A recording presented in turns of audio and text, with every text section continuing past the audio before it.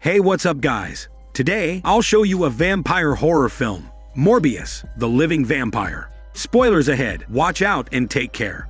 The movie begins with a shot of the vast green lands in Costa Rica. It is a sight to behold, and then we see a helicopter making a quick landing. Then we meet a doctor named Morbius, who is very fond of vampire bats. He is entering a cave to draw out these bats for some kind of experiment, but he also has weak legs due to a blood disease. The pilot asks for his payment, so Morbius brings out the cash, and then he takes a knife from him. Now, Morbius cuts his palm and shows it to the bats, which attracts them toward him. The pilot takes his crew away, but they are swarmed by bats, and Morbius is covered by them. A flashback shows Morbius in an institution for diseased children, and he meets his surrogate brother, Lucien, but calls him Milo. One day, Milo faints, and Morbius panics, so he fixes his machine and saves his life. What Morbius has done is something that requires a lot of scientists, so the lead doctor named Dr. Beardy offers to send Morbius to a school for gifted youngsters. Morbius writes a letter to Milo promising to cure their sickness, but he loses the letter when the wind blows it away. Milo follows the letter but finds some bullies reading it, so he fights them. The bullies beat him down, so Dr. Beardy has to rescue him. Morbius goes on to become a genius scientist and eventually receives a prize from the King of Sweden for his work on artificial blood. Now we see Morbius with a patient girl, but he's taken away for some questioning by a woman named Babe. It turns out that Morbius has rejected a Nobel Prize because his findings were simply a byproduct of a failed experiment. Babe scolds Morbius and calls him out for running a secret experiment mixing bat and human DNA. Morbius pleads ignorance, but is exposed when Babe activates his bat aquarium. Morbius is told that he is going to get into trouble for this, but he tells Babe that she is also in hot water for hiding this information. Afterward, Morbius works on a bat and reveals he is going to splice its DNA with his own in order to cure his disease.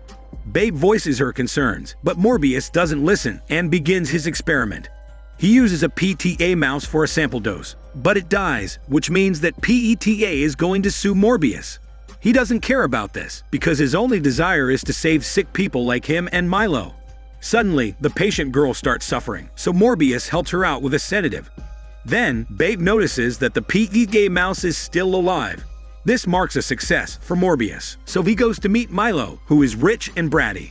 Dr. Beardy is taking care of him as Morbius passes the security check and enters his room. Morbius decides to take Milo out for a walk and scolds him for living a careless lifestyle. However, Milo tells Morbius to be wary of Babe because love is a sickness that has no cure. Morbius gets to the point and tells Milo about the bat experiment. It's going to be expensive and not exactly legal, so the experiment needs to be conducted on international waters. Milo approves the process, and then Morbius gets on a ship with Babe. After successfully creating the serum, Morbius has to inject it into his body. Babe does this, and then she buckles him up. Morbius shakes violently as Babe monitors his vitals.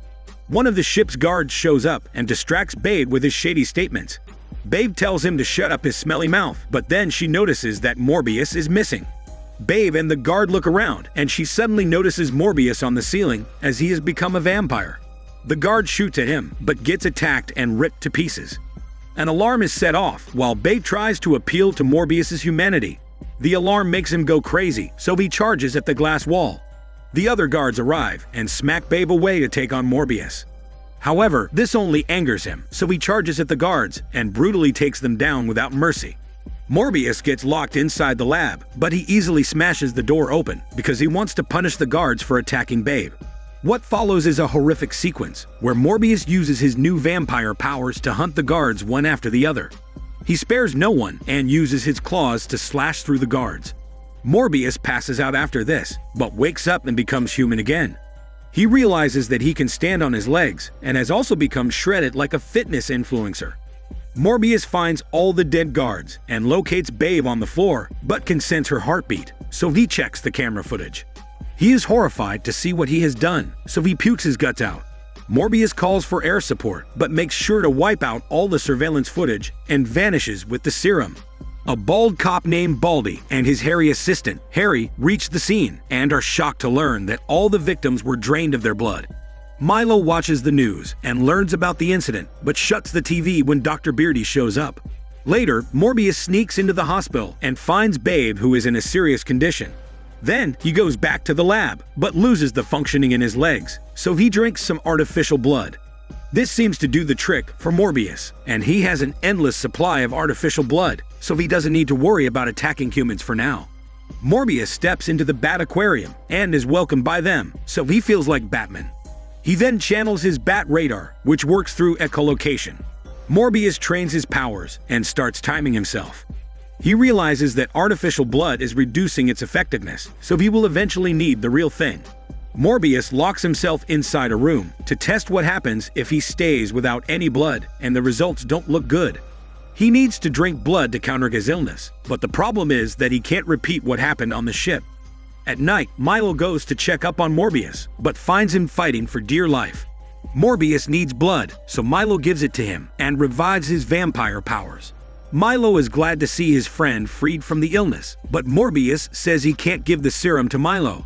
This is because he can't control his vampire urges, but Milo argues that he deserves to live just as much as Morbius. After a brief argument, Morbius tells Milo to get lost, and this makes him upset. Babe comes back to her senses and is greeted by Cop Baldy and Harry. She is told about the incident and is shown some images of the dead guards.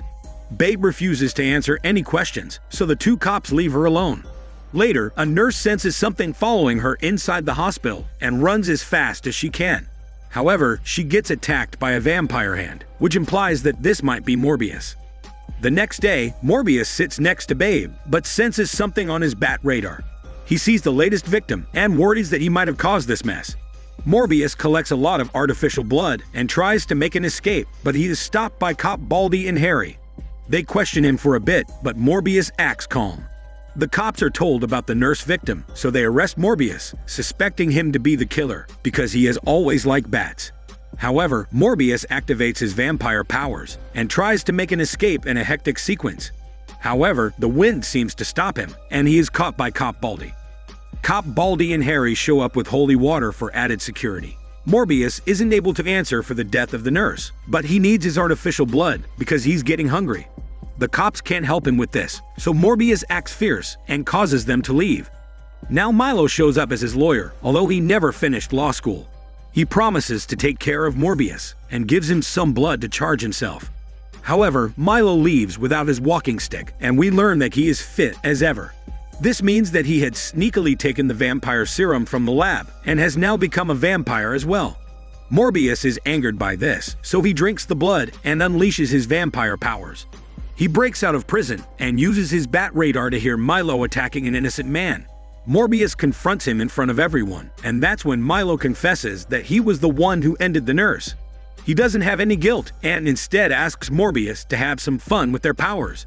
However, Morbius feels like Milo has changed, and he tells him that they must stop this madness. Milo is in no mood to argue, so he transforms and attacks Morbius. The vampire men get into a brutal showdown without any care for the people around them. It's a fierce battle, but it ends in a draw, and Morbius says that he can reverse the process, although Milo has no intention of doing so. Some cops arrive to stop the vampires, but Milo ends them all with a simple slash. He pulls out some TikTok dance moves and attacks Morbius for round 2. However, Morbius can sense a train approaching him, so he uses the wind force to fly away from the scene. Cop Baldy and Harry witness the aftermath and decide to keep a peeping eye on Babe. However, it seems like Milo already has hormone intentions for her. The next day, Babe walks through the crowd and senses someone following her. It turns out to be Harry, but she gives him the slip and boards a bus. Morbius is also inside the bus, so he takes Babe to a cafe where they can chat. Babe knows that Morbius is innocent, but he tells her that he needs to figure out a way to survive his bloodlust, otherwise he will become like Milo when the artificial blood stops working. A couple of shady men arrive and try to use fake currency, so Morbius uses his Bat Radar. He can sense that the shady men have a shady lab, so he follows them after telling Babe to pick up something from his own lab. Morbius takes his blood supply and locates the shady lab, after which he threatens the shady owners to leave. One of them confronts Morbius, but he simply uses his vampire strength and tells him that he's the notorious anti-hero, Venom. The shady owners run away like scared chickens, and then Morbius gets to work on his new lab. Meanwhile, Milo improves his TikTok dance moves and flexes his vampire muscles in front of the mirror. He goes to a club later and starts flirting with a pretty girl. He is just about to confirm a hormone yoga session, but then the girl's boyfriend gets aggressive. Milo tries to act classy, but gets punched, and it awakens his vampire desires. He doesn't do anything at the club, but waits for the men to leave and slices them down in the alley without mercy. Babe sneaks into the lab, but finds Milo already there. He tries to make conversation, but Babe tells him to get to the point. Milo wants to know where Morbius is, but Babe pleads ignorance. Milo can sense her heartbeat, so he knows she's lying. Cop Baldy and Harry check Babe's place, but find no one there, not even her cat. Babe can be seen feeding her cat at the shady lab, but she cuts herself, and the blood awakens the vampire inside Morbius. She gets him to calm down his vampire muscles, and they talk about what it's like for him to be a vampire. Later, they go outside and even share a smelly kiss without using their tongues, which catches the bat radar of Milo. Meanwhile, Cop Baldy and Harry go to the club's crime scene, where the boy and his friends were slashed down. They review the security footage and see Milo in vampire form. This is broadcast all over the news, and everyone starts calling Milo a copycat killer. Dr. Beardy also sees the news, so he tells Milo to take artificial blood. However, this doesn't do the trick for him anymore, and he says he will make Morbius accept who he is. Dr. Beardy is not of the same opinion, so Milo becomes a vampire and slashes him down without vampire mercy. Now Babe goes through vampire myths and wonders whether a holy cross will work on Milo. Morbius is willing to believe this theory, and then he creates an antidote to his condition. This is like poison for Morbius, but he's willing to put an end to what he started. Babe is told to go away because it's not safe for her to be around Morbius, especially because his artificial blood is barely working anymore. Just then, he gets a call from Dr. Beardy, who tells him about Milo, so he rushes to the scene. Morbius finds Dr. Beardy, but he passes away after telling him to stop Milo. To make matters worse, Morbius hears Milo slashing Babe on his bat radar, so he rushes to save her sexy body as well. It's too late to save Babe, so she tells Morbius to drink her blood as she bites his tongue and takes a sip of his own blood. This turns on his vampire mode, so Morbius drinks Babe's blood for a power charge. Milo shows up in vampire form and tells Morbius that they only have each other now. This leads to a fierce battle between the vampires, and it's filled with all kinds of brutal attacks and muscle wrestling. But it's eventually Milo who gains the upper hand. He smacks Morbius away, and they fall into an underground sewer after another round of attacks. Morbius summons a bat army and creates a bat tornado. Milo tries to attack him, but Morbius uses his bat army to hold him down, after which he injects the antidote. Milo gets emotional and goes to meet Bat Satan, leaving Morbius all alone. Now Cop Baldy and Harry show up to see what's going on, but Morbius escapes with his bat army. We also see Babe waking up after taking Morbius' blood, hinting that Morbius has turned her into a vampire as well. Then, we see a post-credits scene where an older Batman shows up inside a prison cell. He has come from an alternate universe and is ready to explore the bats of this world. The movie ends with the older Batman in a robot suit meeting Morbius and suggesting a team-up. This is Daniel CC Movie Channel. Stay safe and enjoy your day.